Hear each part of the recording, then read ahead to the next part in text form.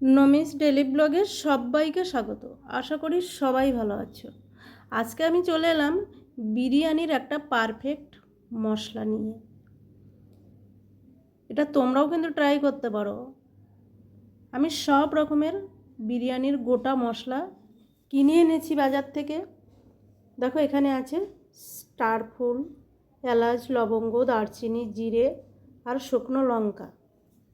আর এখানে নিয়ে নিলাম কিছুটা পরিমাণে তেজপাতা।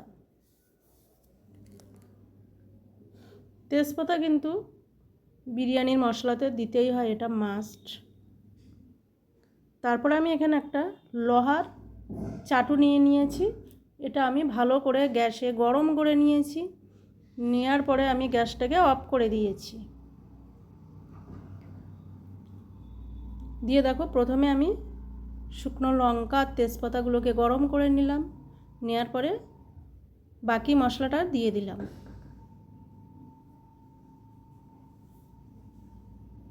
দু তিন মিনিট ধরে আমি এপিট ওপিট করে ভালো করে গরম করে নিলাম। এটা বেশি ভাজলে পরে এটা স্বাদ নষ্ট হয়ে যায়, বিরিয়ানি কিন্তু খেতে ভালো লাগবে না। আর দেখো তেজপাতাটা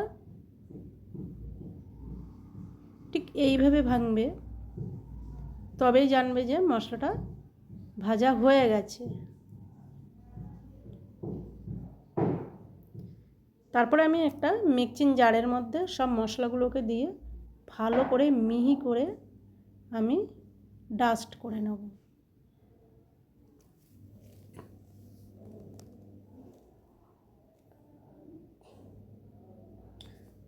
মশলাটা ডাস্ট করা হয়ে গেছে, আর কত সুন্দর হয়েছে দেখো।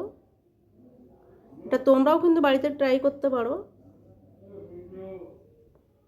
ভিডিওটা কেমন হলো সবাই লাইক করবে, কমেন্ট করবে আর সাবস্ক্রাইব করার অনুরোধ রইল।